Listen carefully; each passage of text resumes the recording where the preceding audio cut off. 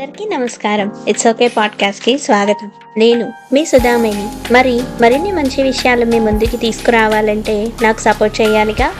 నా కంటెంట్ నచ్చితే please like, share and subscribe చేయండి. ఈరోజు మనం మాట్లాడుకోబోయే విషయం యూ డిజర్వ్ హ్యాపీనెస్.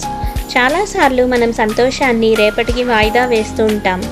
ఆ గోల్ అచీవ్ అయితే హ్యాపీగా అవుతాను, ఈ సమస్య పోతే ఆనందంగా ఉంటాను, అందరూ నన్ను అర్థం చేసుకుంటే బాగుంటుంది అని అనుకుంటూ ఉంటాం. కానీ నిజంగా సంతోషంగా ఉండడానికి మనం ఎవరినైనా అడగాల? మన విలువను నిరూపించుకున్న తర్వాతే ఆనందానికి అర్హులమా? ఈరోజు ఎపిసోడ్లో హ్యాపీనెస్ అనేది ఒక రివార్డ్ కాదు, అది ప్రతి మనిషికి ఉన్న ఒక హక్కు అని మాట్లాడుకుందాం. మీరు పర్ఫెక్ట్ కాకపోయినా, మీ జీవితంలో ఛాలెంజెస్ ఉన్నా, మీరు ఇంకా మీ ప్రయాణంలోనే ఉన్నా, మీరు సంతోషంగా ఉండడానికి అర్హులే. అయితే ఆలస్యం చేయకుండా ఈ అందమైన టాపిక్లోకి వెళ్దాం. సంతోషం అంటే ఏమిటి అని అడిగితే ప్రతి ఒక్కరికి సమాధానం వేరుగా ఉండొచ్చు. కానీ నా ఉద్దేశంలో సంతోషం అంటే మనకు ఉన్న ఈ 4 రోజుల జీవితాన్ని అందరితో పాజిటివ్గా, లైట్ మైండెడ్గా గడపడం. మనసులో కుళ్ళు, కుట్రలు, అన్నెసెసరీ ప్లానింగ్స్, కన్నింగ్నెస్ లేకుండా ఉండడం. మనం మాట్లాడే 2 మాటలు కూడా ఎదుటివారికి హాయిగా అనిపించాలి, కానీ భారంగా కాకూడదు.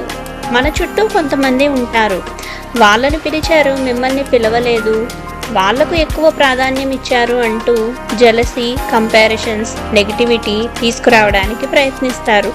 అలాంటి విషయాల నుంచి కొంచెం దూరంగా ఉండడం కూడా మన హ్యాపీనెస్ కోసం చాలా అవసరం. ఎవరైనా ప్రేమగా పిలిస్తే వెళ్దాం, పిలవకపోతే పర్వాలేదు అని వదిలేయడం నేర్చుకుందాం. ప్రతి విషయాన్ని పర్సనల్గా తీసుకోవాల్సిన అవసరం లేదు.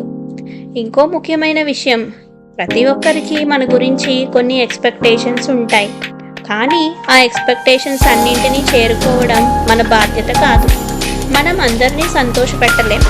అందుకే ఎప్పుడూ గుర్తుంచుకోవాల్సింది ఒకటే, మీ పీస్ మరియు హ్యాపీనెస్ మీ మొదటి ప్రయారిటీ కావాలి.